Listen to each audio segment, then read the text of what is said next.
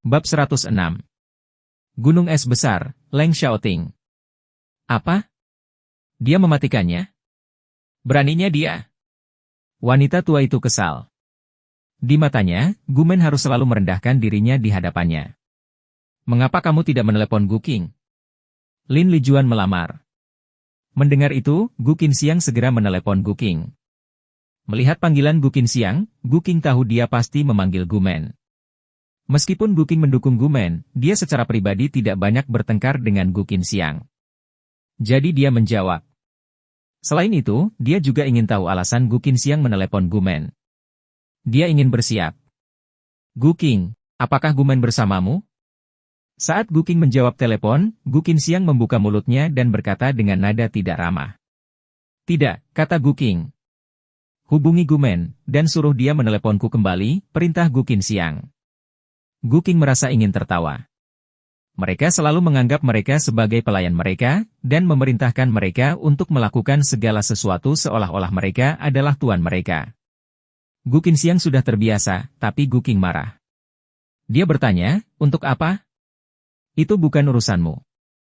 Ikuti saja perintah saya, jawab Gu Qinxiang. Aku bisa memberitahunya bahwa kamu menelepon, tapi aku tidak akan memaksanya untuk meneleponmu kembali, kata Gu Qing. Lalu dia langsung menutup telepon karena marah. Setelah istirahat, dia berkata kepada Gumen, kakak tertua kami ingin berbicara denganmu. Menurutku, dia tidak memikirkan sesuatu yang baik. Saya tidak akan berbicara dengannya, kata Gumen. Tidak peduli apa yang terjadi pada Gu Qinxiang, itu tidak ada hubungannya dengan dia.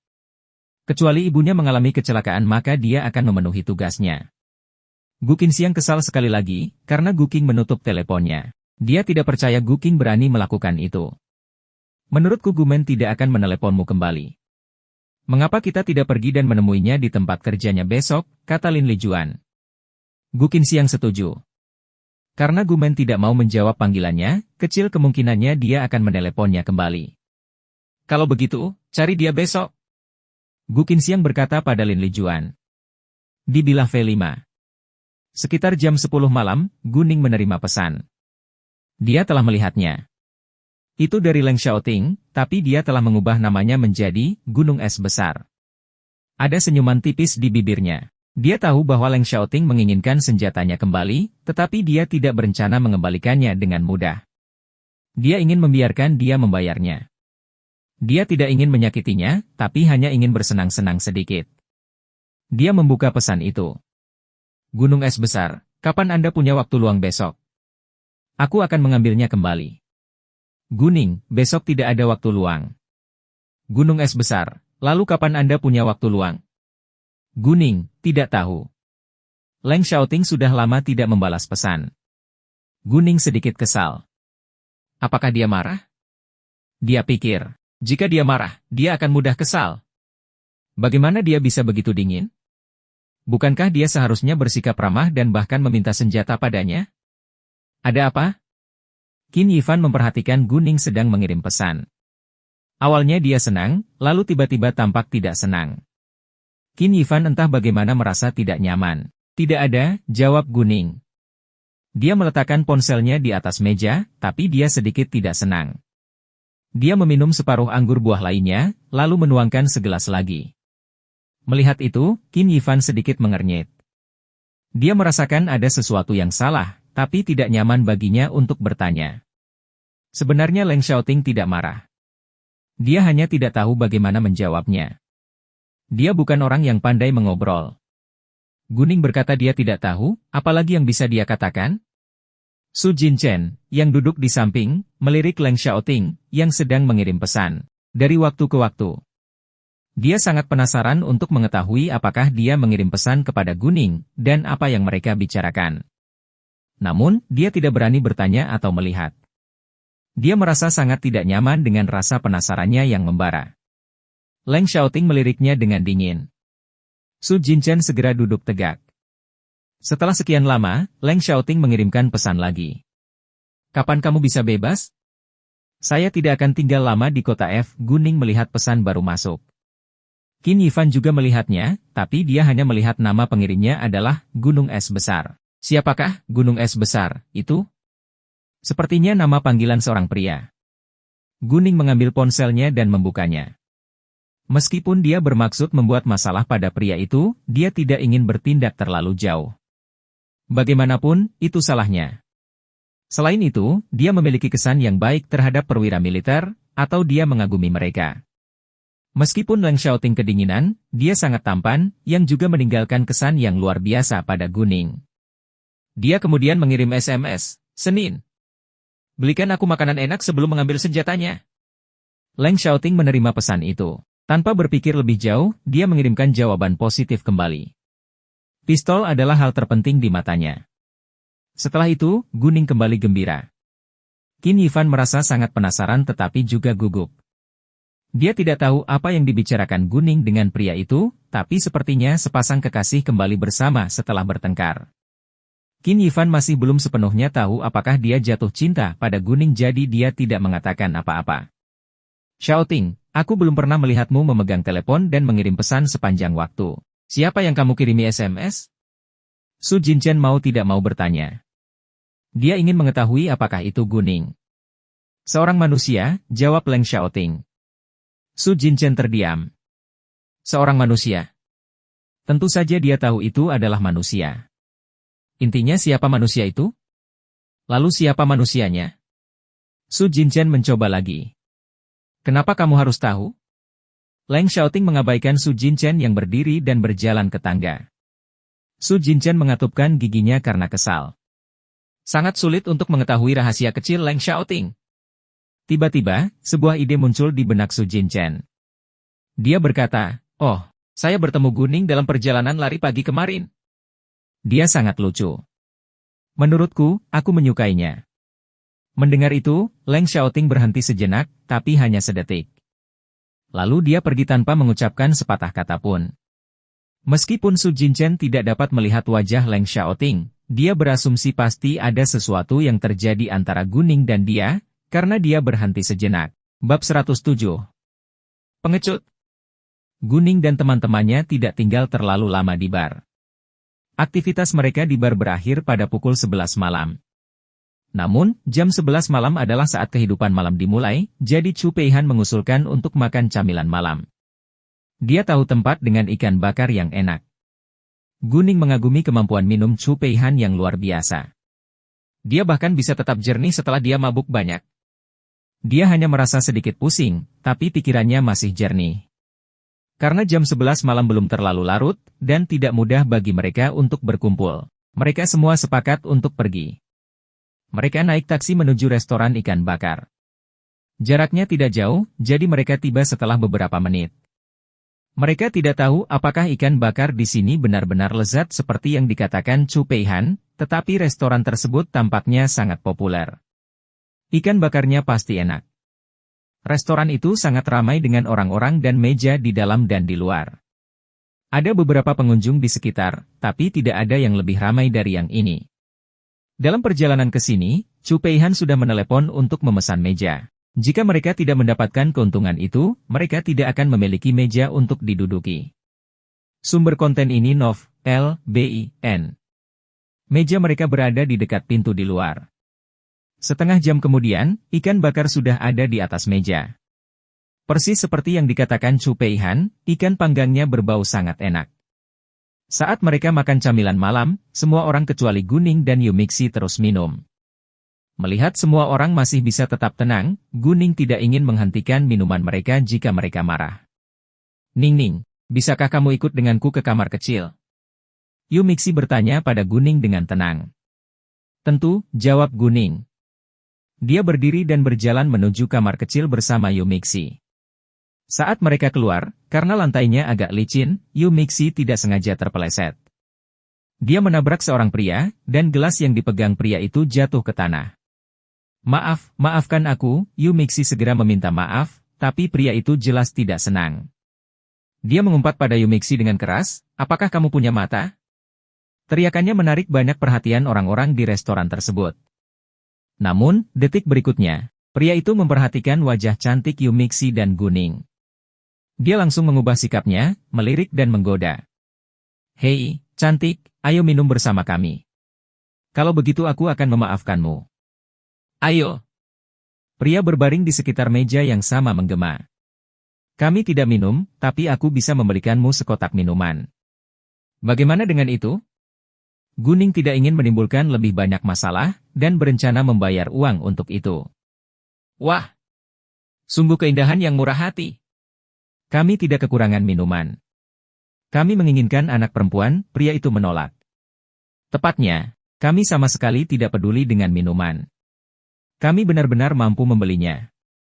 Kami ingin kalian berdua minum bersama kami, kata pria lainnya. Bagaimana jika kita mengatakan tidak?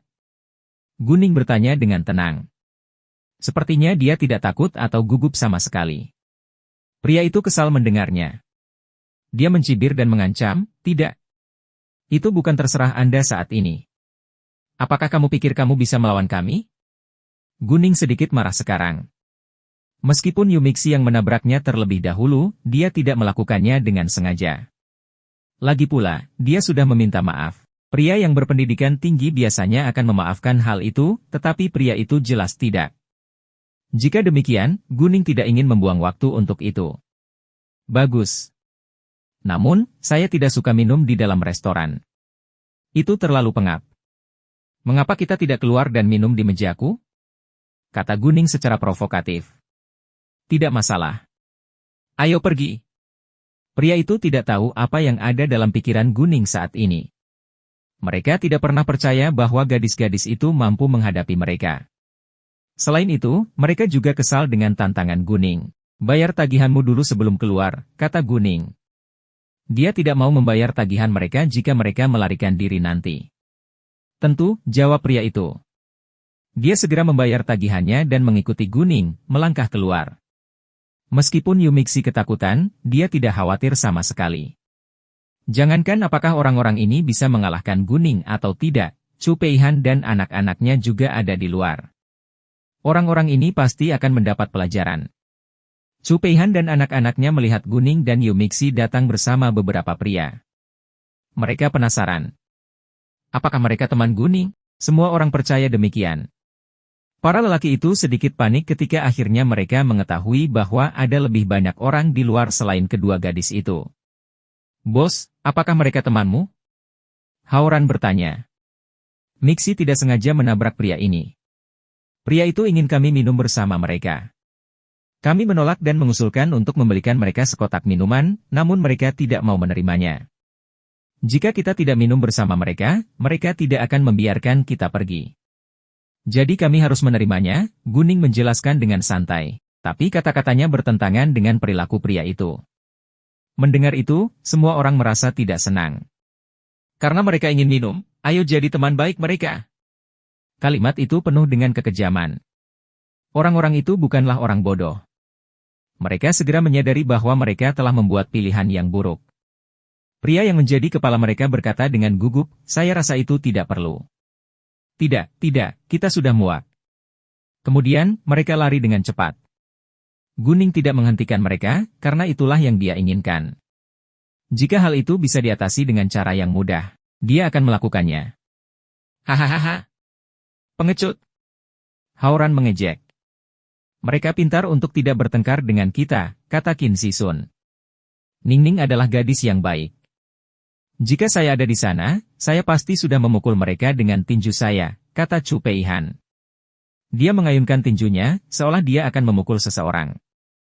Saya pikir Guning pandai mengeluarkan mereka, dan menakut-nakuti mereka. Mereka adalah dua gadis muda. Bagaimana jika orang-orang itu menindas mereka? Kata Qin Yifan. Dia masih gugup dengan apa yang baru saja terjadi. Haha, mendengar itu, semua orang tertawa bahak. Hauran berkata, tidak mungkin. Bos kami dengan mudah menjatuhkan Zisun, Tianping, dan saya. Sangat mudah bagi bos kita untuk mengalahkan mereka hingga jatuh. Tepatnya, bos kami tidak ingin menimbulkan masalah, jadi dia menakuti mereka. Jika tidak, mereka akan sangat dirugikan, tambah Qin Sisun. Apa? Guning dengan mudah mengalahkan Hauran dan anak-anaknya hingga terjatuh? Qin Yifan memutar matanya. Dia tidak dapat mendengarkan, dan bertanya, benarkah? Guning dengan mudah mengalahkan kalian semua hingga jatuh ke tanah? Ya, itu sebabnya dia adalah bos kami. Jawab Sang Tianping. Bab 108. Dendam antara Yao Zhenghong dan Xiaoping. Mendapatkan jawaban tegas, Qin Yifan menarik napas panjang. Dia menatap Guning dengan terkejut dan takjub. Sungguh sulit dipercaya bahwa kamu begitu kuat. Dia jelas tahu tentang kemampuan Haoran dan dua anak laki-laki lainnya. Masing-masing dari mereka bisa melawan sekitar 5 orang biasa. Namun, Guning sendiri mampu mengalahkan mereka dengan mudah. Meskipun Guning kuat, dan senang mengetahui tidak ada yang bisa menindasnya, Qin Yifan merasa sedih di hatinya. Dia sekarang kehilangan kualifikasi untuk melindunginya. Guning tersenyum tapi tidak mengucapkan kata pun. Mereka terus makan dan minum setelahnya. Saat mereka hendak berpisah, waktu sudah menunjukkan jam 1 pagi. Chu Peihan tidak ingin kembali ke rumah. Dia ingin tinggal di hotel bersama gadis-gadis lain untuk satu sama lain. Guning berpikir sejenak lalu setuju. Dia telah menyimpan semua yang dia perlukan di ruang telepati mata. Yu Mixi juga memberitahu keluarganya bahwa dia akan aman, jadi tidak masalah baginya untuk menginap di luar semalaman juga. Qin Yifan bermaksud mengirim Guning pulang, tetapi gadis-gadis itu tidak akan pulang malam ini. Oleh karena itu, dia hanya bisa mengantar gadis ketiga itu ke hotel. Haoran dan anak-anak masih jernih bahkan setelah mereka minum banyak. Mereka juga pulang ke rumah. Keesokan harinya, Guning bangun jam 6.30 pagi. Dia harus mengejar pesawatnya pada jam 8.30 pagi. Yu Mixi segera bangun setelah Guning. Dia akan membantu ayahnya di rumah. Chu Peihan membiarkan mereka pergi dulu. Dia belum cukup tidur. Jadi Guning dan Yu Mixi pergi lebih awal. Dalam perjalanan ke bandara, Guning menelepon Yao Zhenghong dan suatu saat dia akan mendarat. Sekitar pukul 6.40, Yu Mixi sampai di rumah. Keluarganya mengelola kedai sarapan kecil-kecilan. Pada saat itu, terus-menerus ada orang yang datang untuk sarapan. Melihat ayahnya sedang sibuk, Yu Mixi segera naik dan membantu. Ayah Yu Mixi baru berusia awal 40-an, namun karena bekerja selama bertahun-tahun, dia tampak seperti pria berusia 50 tahun. "Xixi, kenapa kamu pulang sepagi ini?" ayah bertanya. Sumber konten ini Nov, L.B.I.N. Ayah Yu Mixi berharap Yu Mixi bisa berteman dan berkumpul bersama mereka sesekali. Ia tak ingin melihat putrinya hanya belajar atau membantu seharian di rumah. Tanpa jaringan yang baik, dia tidak dapat membuat perbedaan apapun di masa depan. Guning tiba di bandara kota G pada jam 9.40 pagi. Yao Zhenghong sudah menunggunya di pintu keluar. Melihat Guning, mata Yao Zhenghong berbinar seolah dia baru saja melihat emas. Di mata Yao Zhenghong, Guning adalah emasnya. Tidak, dia lebih berharga dari emas. Guning telah memberinya lebih dari sekadar uang. Dialah yang menemukan bakatnya. Guning telah menyelamatkannya dari keputusasaan dan membantunya menjalani kehidupan yang bermakna.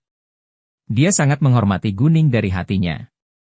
Yao Zhenghong segera mendatanginya dengan kehangatan. "Bos, senang bertemu denganmu lagi." "Hai, Paman Yao, senang bertemu denganmu." "Saya harap Anda sudah lama tidak menunggu saya," kata Guning. "Tidak, aku baru menunggumu sekitar 10 menit," kata Yao Zhenghong santai. Sebenarnya, dia telah menunggu Guning selama hampir 1 jam, tapi itu bukan apa-apa baginya. Guning tahu bahwa dia berbohong. Dia juga tidak ingin menyakiti perasaannya, jadi dia tidak mengatakan apa-apa lagi, tetapi mengikuti Yao Zhenghong ke tempat parkir. Yao Zhenghong membeli Mercedes-Benz. Itu sama dengan milik Jiangsu dan harganya sekitar 500.000 yuan. Generasi tua memang sangat menyukai Mercedes-Benz. Meskipun Guning telah memberinya anggaran 1 juta yuan, Yao Zhenghong tidak ingin menghabiskan uang sebanyak itu untuk membeli mobil, jadi dia hanya membeli mobil dengan harga sekitar 500.000 yuan. Namun, harganya juga tidak murah. Banyak orang dengan kekayaan ratusan juta akan mengendarai mobil dengan harga yang sama juga. Ketika mereka keluar dari bandara, Yao Zhenghong melapor kepada Guning, "Bos, saya sudah mengunjungi jalan perjudian batu. Banyak toko yang memotong batu giok minggu lalu, jadi penjualannya sangat bagus akhir-akhir ini, terutama yang pernah kami kunjungi. Jadi semua toko telah mendapatkan bahan mentah baru beberapa hari yang lalu. Sangat baik. Ayo ke supermarket dulu. Saya perlu berubah. Lalu kita bisa makan malam sebelum menuju ke pasar antik," kata Guning. "Tentu, bos," jawab Yao Zhenghong. Lalu dia menambahkan, "Bos, kontrak toko sudah ditandatangani. Sekarang sedang dalam renovasi. Pabrik pengolahan juga siap dengan langkah-langkah keamanan dan anti pencurian. Peralatan, perancang, dan pemahatnya juga sudah siap. Mereka akan memproduksi perhiasan dalam jumlah besar. Dan tidak mungkin melakukan semuanya dengan tangan, sehingga mereka membutuhkan mesin. Harga perhiasan yang dibuat dengan mesin lebih rendah dibandingkan harga perhiasan yang dibuat dengan tangan. Guning berencana menggunakan mesin untuk mengukir batu giok tingkat menengah, sedangkan batu giok tingkat tinggi dan atas akan diukir dengan tangan. Dalam hal ini, mereka dapat memanfaatkan batu giok tingkat tinggi dan tingkat atas secara maksimal. Besar. Biarkan para desainer bertemu dengan para pemahat di pabrik pengolahan sore ini. Kami akan mulai berlari besok. Kami perlu menyiapkan produk yang cukup sebelum membuka toko, kata Guning. Tentu, jawab Yao Zhenghong. Oh, ngomong-ngomong, bisakah kamu memberitahuku tentang dendam antara kamu dan Xiaoping? Guning bertanya. Dia tahu bahwa dia menambah penghinaan pada lukanya, tetapi jika dia tidak tahu apa yang terjadi, dia tidak bisa membantunya dengan baik. Memang benar. Mendengar nama Xiaoping, Yao Zhenghong langsung memasang wajah tidak menyenangkan penuh kebencian, namun ia berusaha menahan amarahnya. Dia tidak menyalahkan Guning karena mengungkitnya.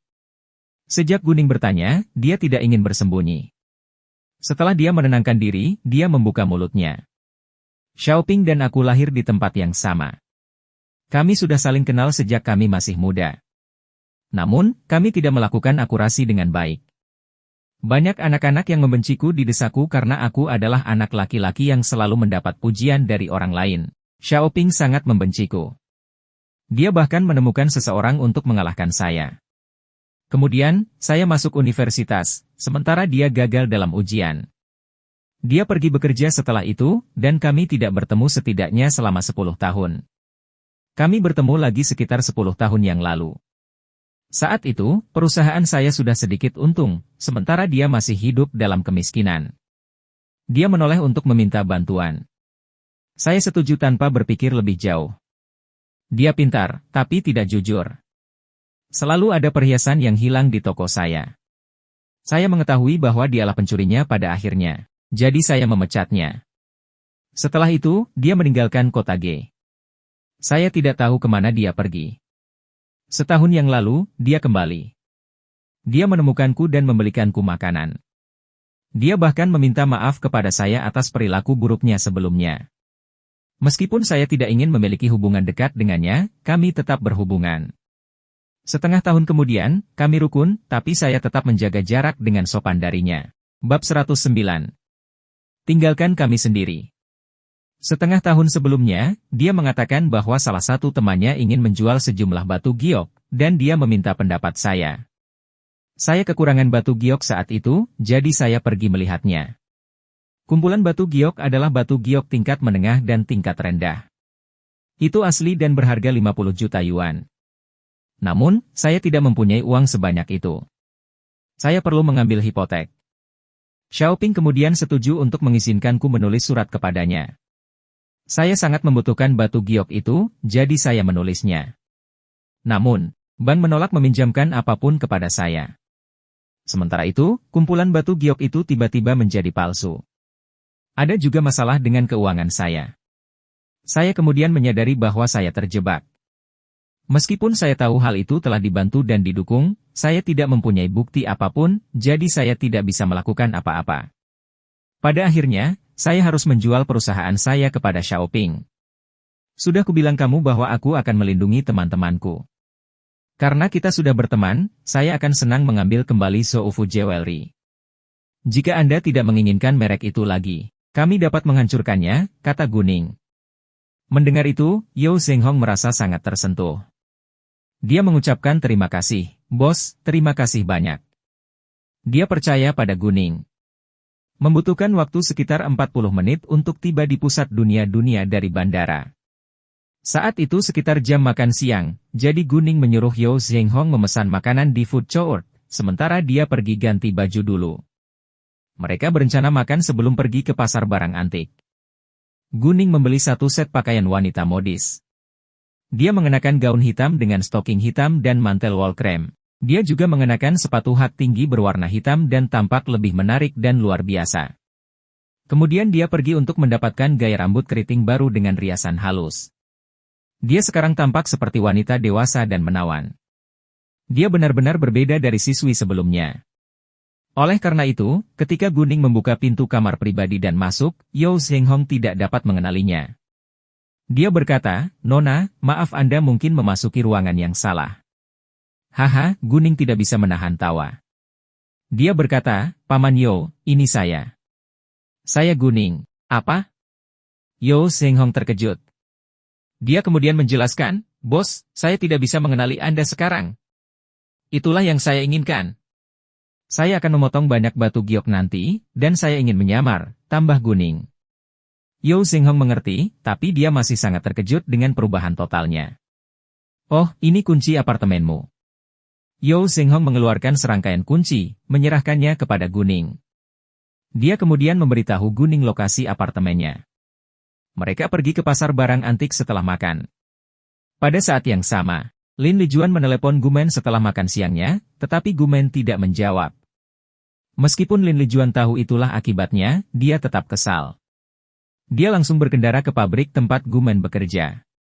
Namun, ketika dia tiba di pabrik, dia terkejut dengan kenyataan bahwa Gumen telah berhenti dari pekerjaannya. Gumen telah berhenti dari pekerjaannya?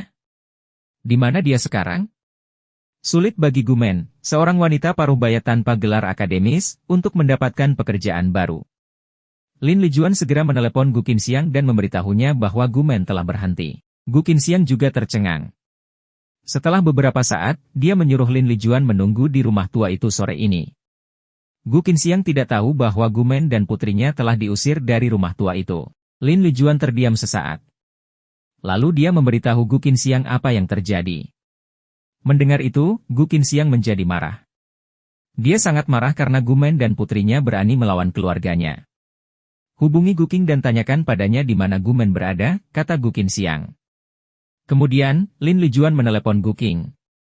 Pada awalnya, Gu Qing menjawab teleponnya, tetapi tidak mau memberitahu Lin Lijuan apapun tentang Gumen, jadi Lin Lijuan meneleponnya berkali-kali. Gu Qing mulai merasa kesal, dan dia menolak menjawab panggilan telepon Lin Lijuan lagi. Lin Lijuan merasa jengkel untuk waktu yang lama. Dia mencoba menelepon Jiangsu, tetapi Jiangsu melakukan hal yang sama. Dia tidak memberitahu Lin Lijuan apapun pada awalnya, lalu langsung mengabaikan panggilannya. Jiangsu benar-benar sibuk. Selama hari-hari ini, Jiangsu sibuk mendekorasi toko, bekerja sama dengan pabrik bahan konstruksi, mempekerjakan staf, dan menjaga hubungan baik dengan Biro Perindustrian dan Perdagangan. Jiangsu tahu aturannya dengan baik. Dia tahu dia perlu berurusan dengan mereka dengan uang, tapi dia tidak bertindak terlalu jauh. Jiangsu adalah orang yang jujur, tetapi dia juga tahu apa yang harus dilakukan seorang pengusaha dalam masyarakat saat ini. Selama dia tidak menyakiti orang lain dan melakukan hal-hal yang merugikan demi uang, dia bersedia mematuhi aturan yang tidak terucapkan. Lin Lijuan hampir marah karena sikap Gu Qing dan Jiangsu. Dia tidak suka diabaikan. Lin Lijuan menelepon Gu Qinxiang sekali lagi. Gu Qinxiang juga kesal, jadi dia menyuruhnya pergi ke tempat kerja Gu Qing. Lin Lijuan pergi ke tempat kerja Gu Qing dan Jiangsu setelahnya, tapi dia baru mengetahui bahwa mereka berdua sudah berhenti. Lin Lijuan benar-benar bodoh. Apa yang sudah terjadi? Mengapa mereka semua berhenti? Pada saat itu, Lin Lijuan mendapat ide bahwa keluarga Gu Qing juga bisa pindah. Memikirkan hal itu, Lin Lijuan pergi untuk membuktikannya. Ternyata hal itu benar. Keluarga Gu Qing juga telah pindah. Apa yang sudah terjadi? Lin Lijuan memberitahu Gu Qinxiang nanti. Gu Qinxiang sudah sangat gila sekarang. Dia menelepon Gumen, Gu Qing dan Jiangsu sendiri, tetapi tidak ada yang menjawab panggilannya. Apakah mereka benar-benar berencana mengakhiri hubungan mereka dengan keluarga Gu? Bagaimana mungkin mereka melakukan hal itu? Gu Qinxiang menelepon Gu Qinyang dan menceritakan semuanya. Dia meminta Gu Qinyang menelepon Gumen dan menanyakan apa yang terjadi. Gu Qinyang juga sangat terkejut. Dia yakin itu pasti kesalahan Gumen. Dia segera menelepon Gumen. Gumen menjawab panggilan Gu Qinyang. Meskipun dia tahu bahwa Gu Qinxiang pasti berada di baliknya, dia tidak ingin membuat Gu Qinyang kesal untuk saat ini. Gumen, ada apa denganmu? Mengapa kamu, Guking dan Jiangsu semuanya pindah? Mengapa kamu menolak menjawab panggilan kakak tertua kita? Di mana Anda tinggal sekarang? Setelah telepon dijawab, Gu Qinyang meraung marah. Bahkan Guking, yang duduk di samping, mendengarnya dengan jelas. Gumen merasa sedih dan ingin menangis. Guking mengambil ponsel Gumen. Dia balas berteriak dengan marah, hati-hati dengan sikapmu. Mengapa kami harus memberitahu Anda sesuatu? Itu bukan urusanmu. Tinggalkan kami sendiri. Bab 110. Memotong giok. Yang Anda lakukan hanyalah menyalahkan kami. Kesalahan apa yang sebenarnya kita lakukan? Mulai sekarang, sebaiknya Anda ramah kepada kami. Kalau tidak, kita bukan lagi saudara. Kemudian, Guking menutup telepon Gu Qinyang. Gu Qinyang sangat marah hingga dia hampir menghancurkan ponselnya hingga ke tanah. Dia tidak bisa menerima kenyataan bahwa Guking mengabaikannya. Gu Qinyang selalu merasa dirinya lebih unggul dari Guking. Dia tidak pernah menyadari bahwa dialah yang salah. Meskipun mereka bersaudara, mereka tidak berhak terlibat dalam urusan pribadi Gumen dan Guking. Namun, mereka berpikir bahwa mereka lebih kaya daripada saudara perempuan mereka, sehingga mereka percaya bahwa mereka secara alami mempunyai hak untuk mengendalikan saudara perempuan mereka. Gu Qinyang menelepon Guking lagi, tapi dia tidak menjawab. Guning membuka mata gioknya sambil berjalan sepanjang jalan antik. Banyak objek yang sama dengan minggu lalu. Ada beberapa benda baru, tapi kebanyakan palsu. Meski hampir semuanya palsu, ada barang antik asli. Selain itu, Guning sangat beruntung sejak dia dilahirkan kembali. Setelah beberapa saat, Guning menemukan barang antik dengan kekuatan di tengah jalan. Itu adalah teko yang kusut dan kotor. Itu besar, dan tampak biasa-biasa saja serta tidak menarik. Jika Guning tidak menyadari kekuatan di atasnya dan mengetahui bahwa itu nyata, dia juga akan melewatkannya. Dia memperhatikan, dan lambat laun jatuh cinta padanya. Warna potnya gelap dan tebal. Bahannya seperti batu giok. Bentuknya sederhana dan halus dengan pesona misterius. Guning tidak tahu banyak tentang barang antik, jadi dia tidak bisa menentukan sumber atau harga teko teh ini. Namun, dilihat dari kekuatan yang kuat, Guning yakin teko teh tersebut pasti memiliki sejarah yang panjang. Harganya tidak akan rendah. Hei, berapa harganya? Guning bertanya. Pemilik stan melirik teko teh dengan rasa tidak suka yang terlihat jelas di matanya. Teko itu berdebu dan kotor. Ukurannya besar, dan jelek.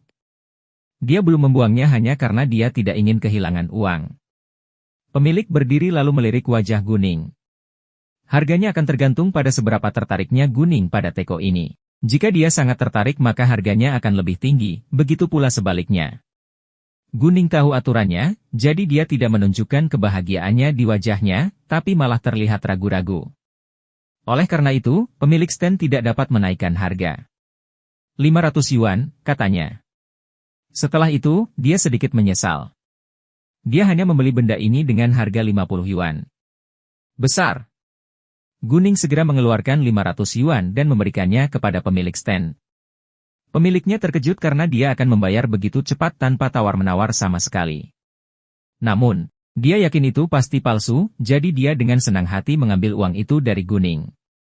Guning terus berjalan. Dia menemukan objek lain yang memiliki kekuatan tak lama kemudian.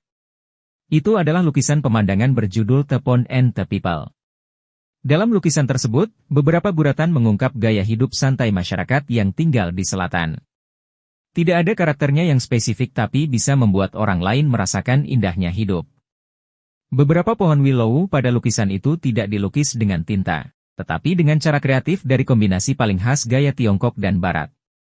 Cat diperas langsung dari tabungnya saat seniman sedang melukis. Nama artisnya adalah Wu Guanzhong. Guning tahu bahwa Wu Guanzhong adalah seniman modern terkenal, seniman lukisan kucing minyak, dan pendidik seni. Dia telah meninggal beberapa tahun yang lalu. Di masa hidupnya yang terakhir, ayah Tang Zhenhua memiliki lukisan berjudul Salju Peking. Harganya 4 juta yuan dilelang. Oleh karena itu, di kolam dan rakyatnya, lukisan pemandangan juga bernilai beberapa juta. Itu akan lebih mahal daripada The Snow of Peking. Guning membeli lukisan itu dengan harga 1000 yuan. Semua orang mengira itu palsu, karena dijual di stand. Jika pemilik stand mengetahui bahwa itu asli, dia sendiri akan menjualnya kepada seorang pecinta seni dan menghasilkan banyak uang darinya. Sumber konten ini Nov, L.B.I.N. Ketika Guning hampir mencapai ujung jalan antik, dia menemukan kaca merah muda dengan kepala rusa sebagai hiasan. Dia masih belum mengetahui sumber dan harga kaca merah muda tersebut, namun dia dibebaskan karena memiliki kekuatan. Guning berpikir bahwa dia harus membaca lebih banyak buku tentang barang antik. Meskipun sekarang dia bisa mengenali barang antik yang asli, dia tidak tahu berapa harganya. Dia tidak ingin tertipu saat akan menjualnya di kemudian hari. Dia membayar 1.200 yuan untuk gelas merah muda ini. Yao Zhenghong berdiri di samping dengan emosi campur aduk. Dia tidak tahu apakah benda yang dibeli Guning itu asli atau tidak. Lagi pula, biayanya hanya beberapa ribu yuan, dan itu tidak berarti apa-apa bagi Guning. Namun, dia yakin Guning tidak akan menyia-nyiakan uangnya untuk itu jika itu palsu. Dia pasti mendengarnya karena menurutnya itu asli. Jika barang antik itu asli, sungguh tidak terganggu. Bagaimana Guning bisa secara akurat memilih barang antik asli? Yao Zhenghong penasaran dan terkejut, tapi dia tidak mengucapkan kata pun. Dia tahu rasa penasaran membunuh kucing itu. Dia hanya perlu tahu bahwa Guning telah banyak membantu. Dan dia akan tetap setia padanya. Keduanya kemudian pergi ke jalan perjudian batu, dan mulai berbelanja dari toko pertama seperti biasa. Memang hampir semua bahan mentah baru. Jumlah bahan mentah dengan batu giok di dalamnya juga cenderung. Di toko pertama, Guning telah menemukan 2 bahan baku dengan batu giok tingkat tinggi, dan 4 bahan mentah dengan batu giok tingkat menengah tinggi. Ukurannya bervariasi dari apel hingga bola sepak. Ada bahan mentah lain dengan batu giok tingkat rendah di dalamnya. Namun, Guning tidak mengakuinya, bukan karena dia tidak menyukai batu giok itu, tetapi karena dia ingin menyimpannya untuk pelanggan lain. Dia tidak berencana memotong bahan mentah di sini, jadi dia tidak membeli bahan mentah bekas untuk menyamarkan perilakunya. Guning akhirnya membeli 7 bahan mentah. Dia pergi ke toko lain kemudian, dan membeli 4 hingga 6 bahan mentah dengan batu giok tingkat tinggi di setiap toko. Sekarang dia punya 28 bahan mentah di tangan. Meskipun sebagian besar kecil, mereka sangat berharga. Beratnya 336 pon, dan setidaknya bernilai sekitar 1 miliar yuan. Mereka terlalu berat untuk didorong dengan kereta. Namun, karena Yao Zhenghong ada di sini, tidak nyaman bagi Guning untuk menempatkan mereka semua di ruang mata telepati. Meskipun pelanggan dapat menyimpan bahan mentah di toko, Guning tidak ingin melakukan itu, karena dia jelas tahu bahwa semua bahan mentahnya mengandung batu giok. Dia hanya bisa meninggalkan mereka di dalam mobil dan membiarkan Yao Zhenghong mengawasi mereka. Dan dia akan terus membeli beberapa perjudian di jalanan batu. Kali ini, dia akan memotong batu giok dan menjualnya untuk mengumpulkan uang.